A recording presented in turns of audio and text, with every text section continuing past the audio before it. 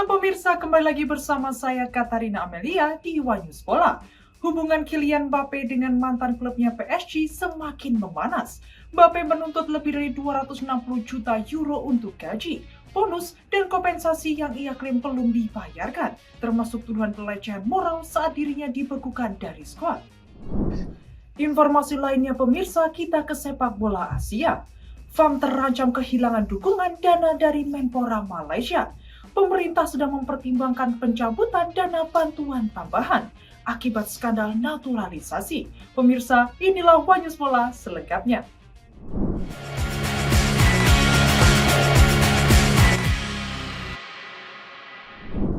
Erick Thohir kini resmi menguasai 100% saham Oxford United. Langkah ini membuat klub yang baru promosi ke Championship itu menatap masa depan dengan optimisme tinggi.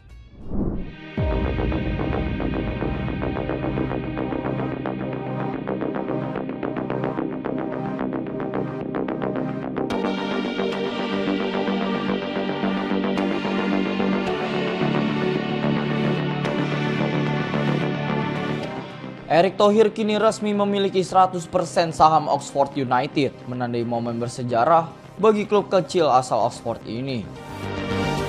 Di bawah kepemimpinannya, klub tengah menatap masa depan dengan optimisme tinggi, terutama setelah berhasil promosi ke kasta kedua Liga Inggris dan menghindari degradasi. Dalam laga pertama Oxford United di era kepemilikan penuh Thohir, mereka mencatat hasil yang patut diapresiasi.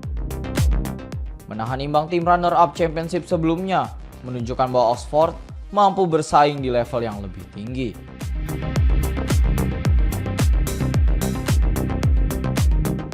Thohir sendiri mengaku tantangan menjaga eksistensi di Championship sangat menarik dan menuntut stabilitas jangka panjang. Visi Thohir tidak hanya fokus pada hasil di lapangan, tetapi juga pembangunan struktur klub secara menyeluruh. Dengan kontrol penuh atas klub, Thohir berencana meningkatkan kualitas organisasi, memperkuat sisi olahraga, dan bisnis Oxford United agar bisa menjadi klub yang kuat secara kompetitif dan finansial. Ia juga membuka peluang bagi para pemain muda berbakat, baik lokal maupun internasional, untuk berkembang di klubnya, memanfaatkan investasi dan stabilitas jangka panjang yang ia bawa. Bagi penggemar sepak bola Indonesia, kepemilikan Thohir di Eropa memberi harapan baru, bukan hanya sebagai pemilik sukses, tetapi sebagai jembatan peluang internasional untuk talenta Indonesia dan eksistensinya klub di liga kompetisi Eropa.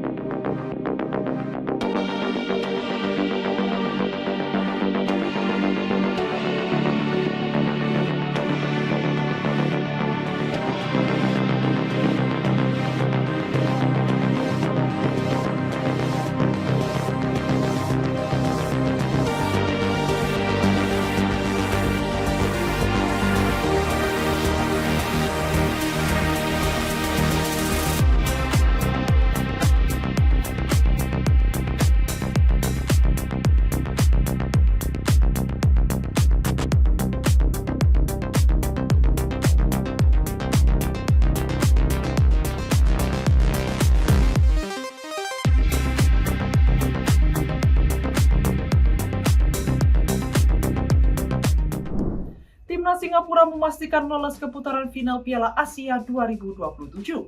Atas prestasi tersebut, FAS bersama Presiden Forrest Lee memberikan bonus besar, termasuk total 2 juta dolar Singapura untuk skuad.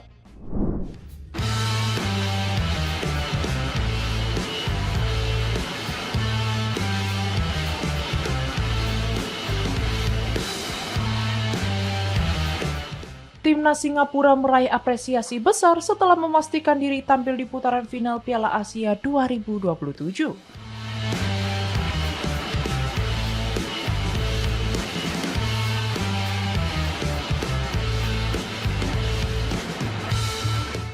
Kepastian itu diraih menyusul kemenangan dramatis 2-1 atas Hong Kong pada laga kelima kualifikasi Piala Asia 2027 di kandang lawan.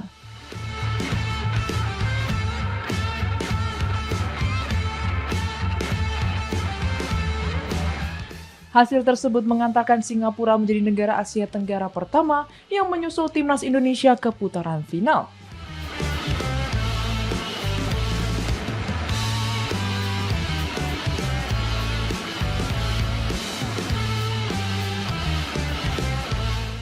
Meski masih menyisakan satu pertandingan, Singapura sudah tidak bisa lagi dikejar karena unggul 3 poin sekaligus menang head-to-head atas Hong Kong.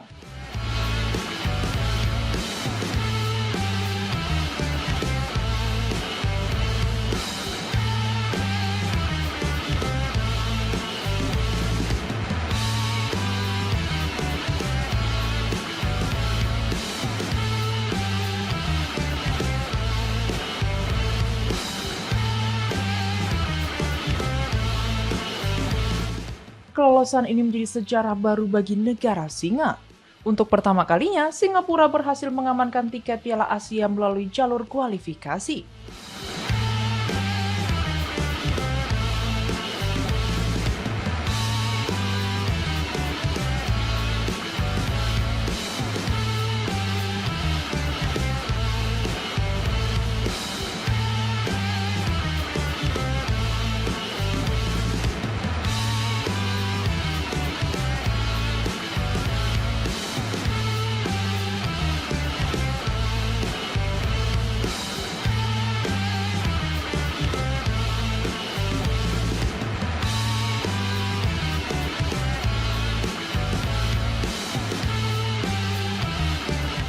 Sebelumnya satu-satunya kesempatan mereka tampil di turnamen tersebut terjadi pada edisi 1984 saat berstatus tuan rumah.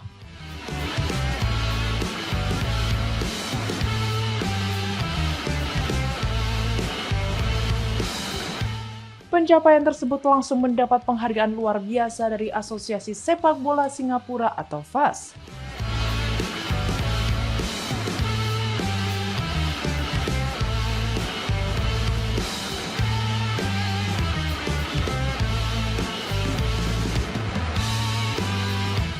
Presiden FAS Forrest Lee memuji kerja keras Ilhan Fandi dan rekan-rekannya, serta menyebut keberhasilan ini sebagai titik balik sepak bola Singapura.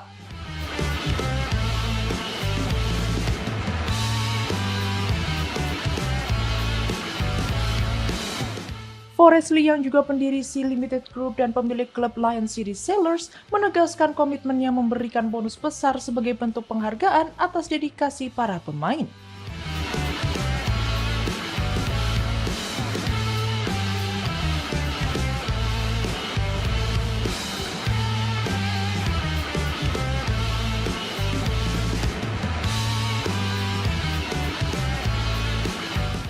Seluruh skuad timnas Singapura dijanjikan bonus fantastis senilai 2 juta dolar Singapura atau sekitar 25 miliar rupiah.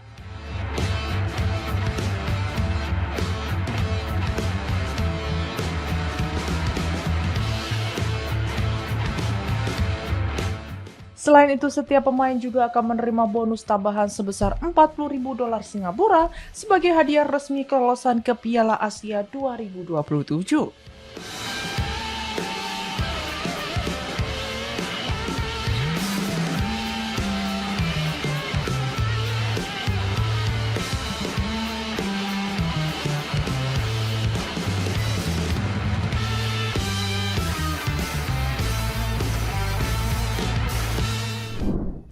Klub Bundesliga kembali menerima pukulan hukum setelah Pengadilan Perburuan Negara bagian Rhineland-Palatinate menolak banding terkait pemecatan Anwar El Ghazi.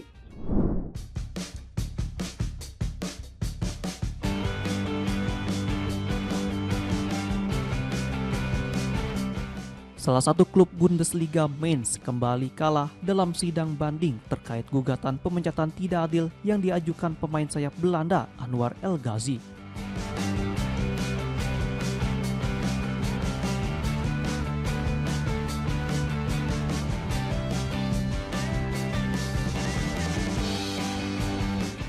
Pemain berusia 30 tahun itu sebelumnya dipecat pada November 2023 setelah mengunggah konten di media sosial terkait konflik Israel-Gaza.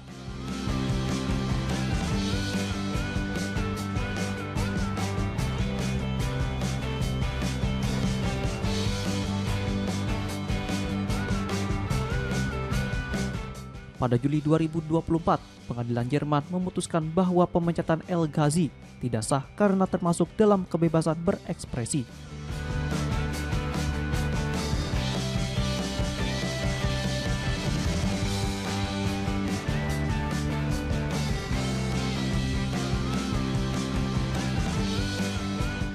Mainz kemudian mengajukan banding, tetapi Pengadilan Negara bagian Rhineland-Palatinate pada Rabu 12 November 2025 menegaskan kembali keputusan tersebut.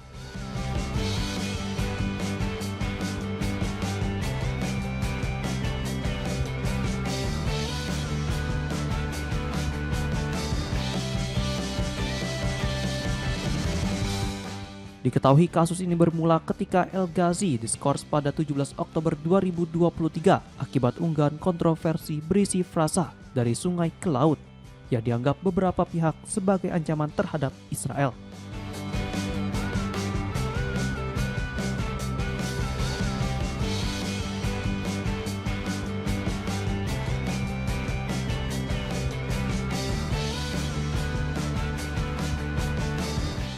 Namun aktivis pro-Palestina menyatakan frasa itu lebih menekankan pada tuntutan pengakhiran pendudukan Israel di tepi barat dan blokade Gaza, bukan penghancuran negara tersebut.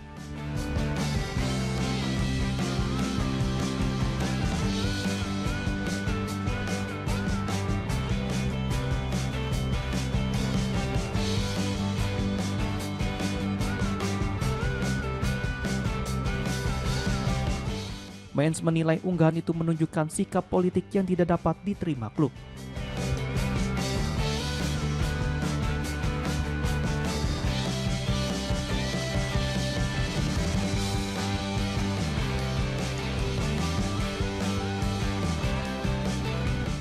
Pemain yang telah memperkuat sejumlah klub besar Eropa itu sempat kembali ke skuad 3 hari kemudian dengan menekankan bahwa dirinya menjunjung tinggi perdamaian.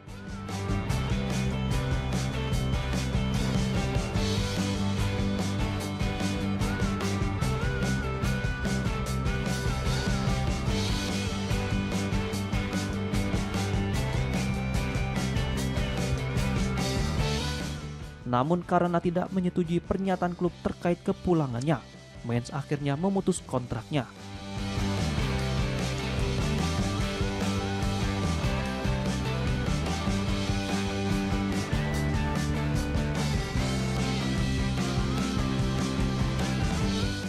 Setelah kemenangan di pengadilan, El Ghazi berjanji menyumbangkan 500.000 euro dari gugatannya untuk proyek sosial bagi anak-anak terdampak konflik di jalur Gaza.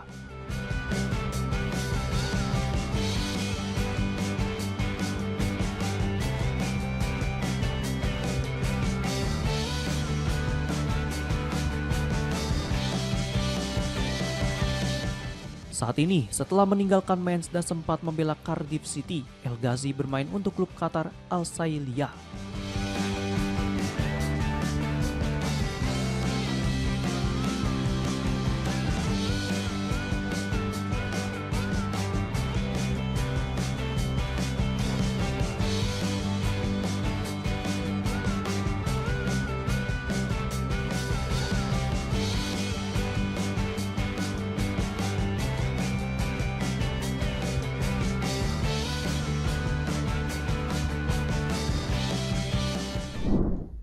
Kylian Mbappe menuntut PSG lebih dari 260 juta euro untuk gaji, bonus, dan kompensasi yang ia klaim belum dibayarkan, termasuk tuduhan pelecehan moral saat dirinya dibekukan dari skuad.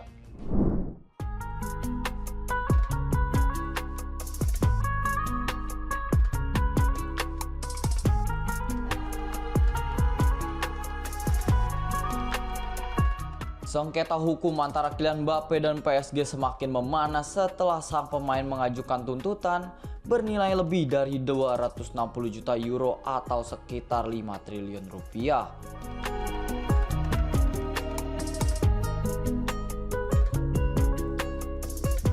Tuntutan tersebut mencakup gaji yang belum dibayarkan, bonus yang tertunda, serta kompensasi yang menurut Mbappe merupakan haknya selama masa kontrak terakhir di PSG.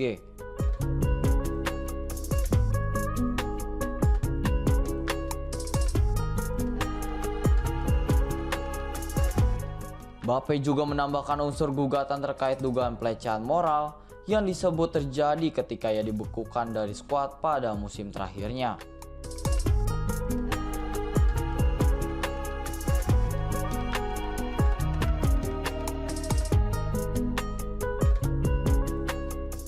Ia menegaskan bahwa PSG menahan pembayaran gaji untuk bulan April, Mei, dan Juni dengan total sekitar 55 juta euro.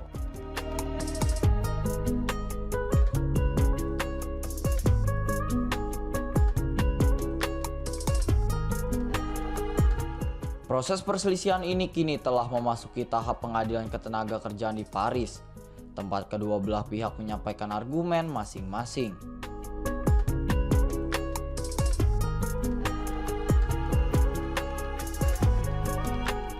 PSG tidak tinggal diam dan mengajukan gugatan balik senilai 440 juta euro, menuduh Mbappe melanggar perjanjian dan menyebabkan kerugian finansial bagi klub.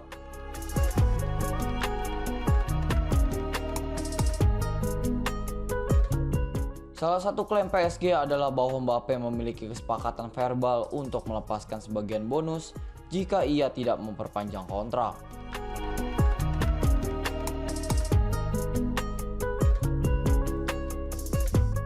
Tim hukum Mbappe membantah tegas adanya kesepakatan tertulis maupun bukti valid yang menunjukkan komitmen semacam itu.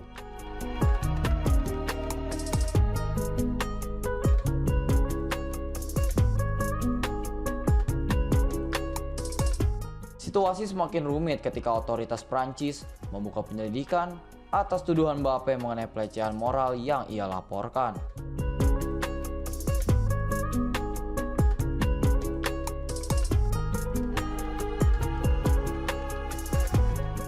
Meski demikian, Mbappe kemudian menarik gugatan pindahkan tersebut, namun proses gugatan sipil tetap berjalan.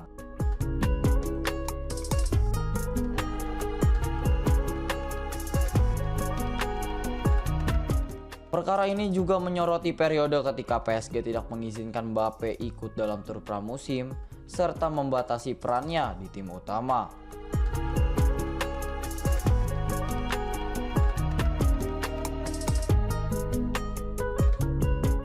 Tim hukum Mbappe menilai tindakan tersebut melanggar hak-hak pekerja dan menunjukkan itikat buruk dari pihak klub.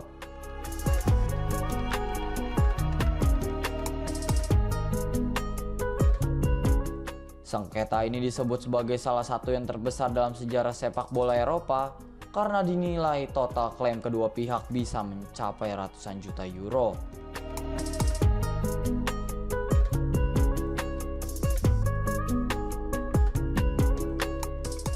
Mbappe menegaskan bahwa dirinya hanya memperjuangkan hak kontraktual, bukan melakukan tuntutan yang berlebihan terhadap mantan klubnya.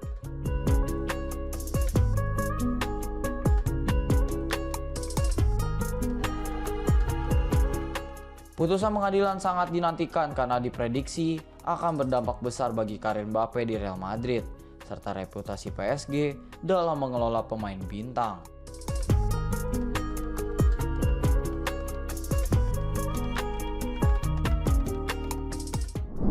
Federasi Sepak Bola Malaysia terancam kehilangan dukungan dana dari Menpora Malaysia.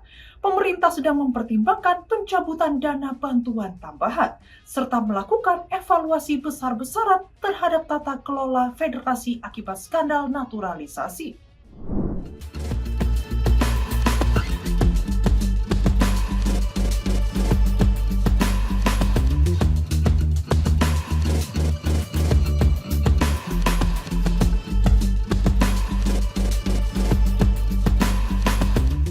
FIFA menjatuhkan sanksi kepada FAM terkait pelanggaran dalam proses naturalisasi pemain.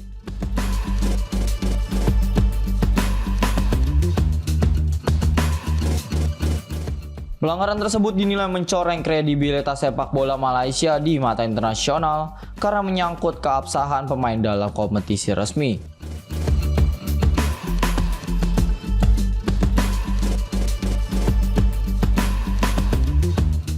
Mempertimbangkan mencabut dana bantuan tambahan untuk FAM.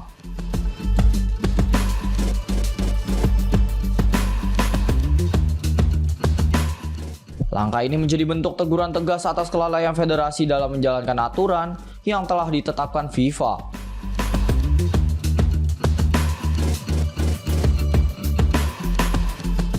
Pemerintah tetap mempertahankan dana operasional dasar untuk tim nasional.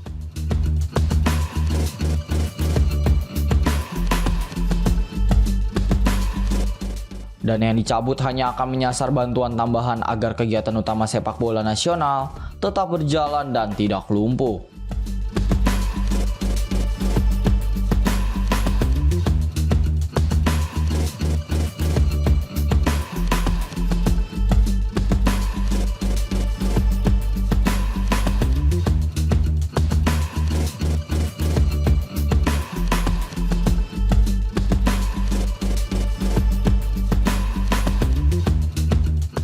Evaluasi besar-besaran terhadap tata kelola FAM sedang disiapkan pemerintah.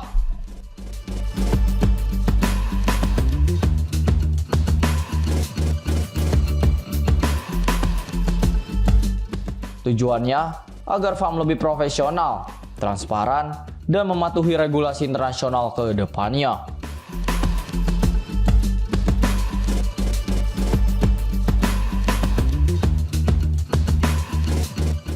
Citra sepak bola Malaysia dikhawatirkan menurun akibat sanksi ini.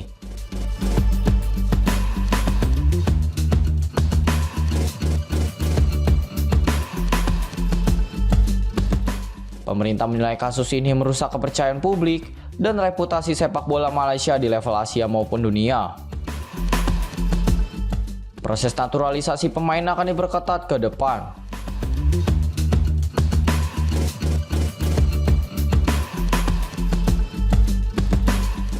Seluruh prosedur akan diawasi lebih ketat dengan melibatkan lembaga terkait agar tidak menjadi pelanggaran berulang.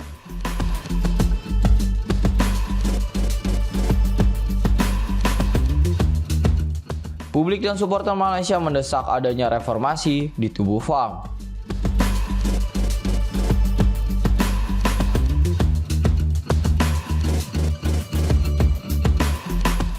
Munculnya tekanan kuat agar federasi melakukan pembenahan menyeluruh, termasuk dalam hal transparansi dan akuntabilitas.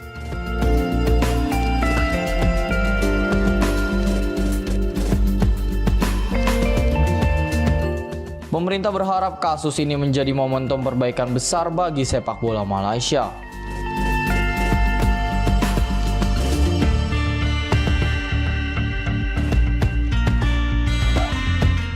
Peristiwa ini diharapkan menjadi pelajaran penting agar FAM lebih disiplin, patuh aturan, dan menjaga nama baik negara.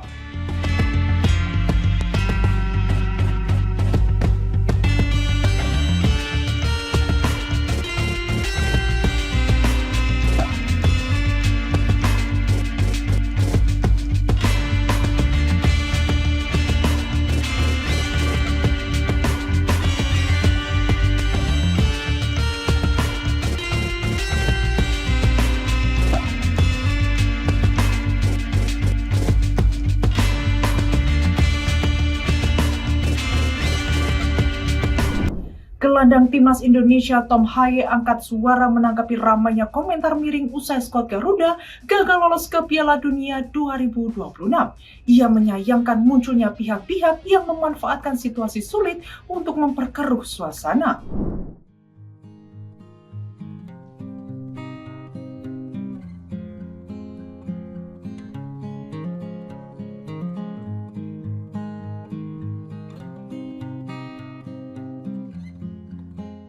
Gelandang timnas Indonesia Tom Haye kembali menjadi sorotan.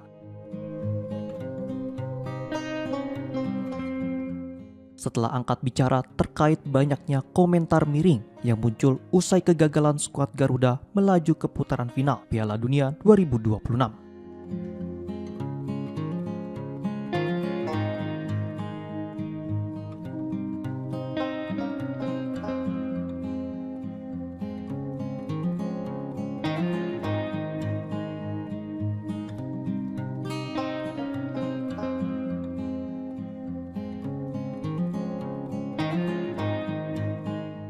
Pemain Persib Bandung itu menyayangkan munculnya kegaduhan di publik.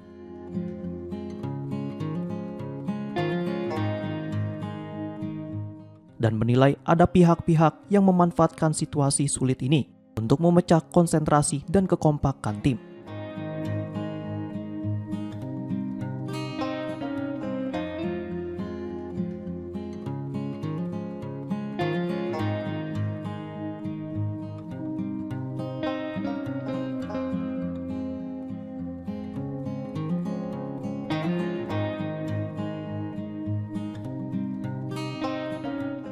Menurut Haye, kondisi tersebut tidak membantu proses kebangkitan timnas yang justru membutuhkan dukungan penuh dari seluruh elemen masyarakat. Ex-pemain Almer City itu menegaskan bahwa berbagai ucapan tanpa dasar hanya memperkeruh suasana.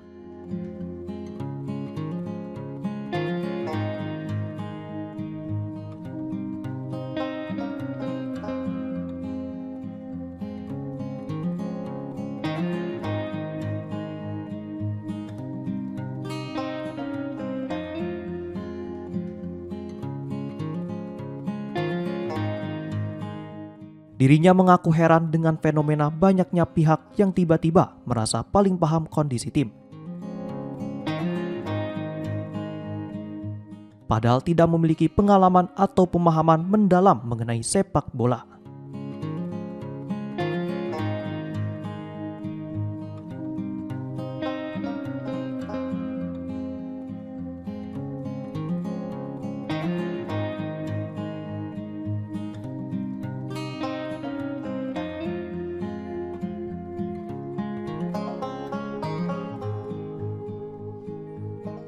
Diketahui, timnas Indonesia sendiri harus mengubur mimpi tampil di Piala Dunia 2026.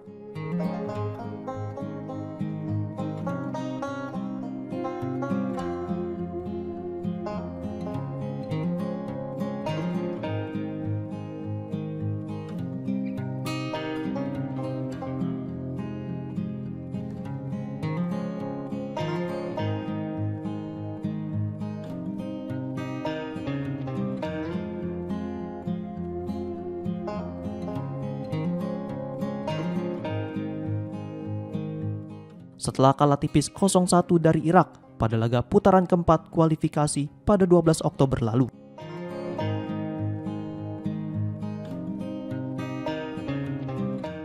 Kekalahan tersebut menjadi pukulan berat bagi para pemain maupun pecinta sepak bola tanah air.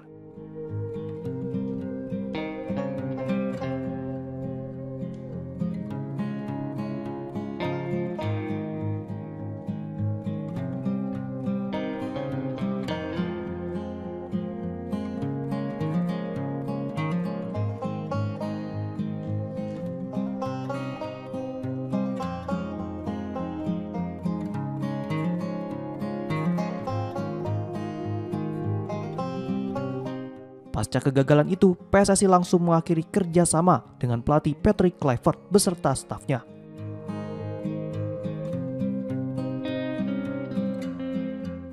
Hingga kini, kursi pelatih kepala timnas Indonesia masih kosong.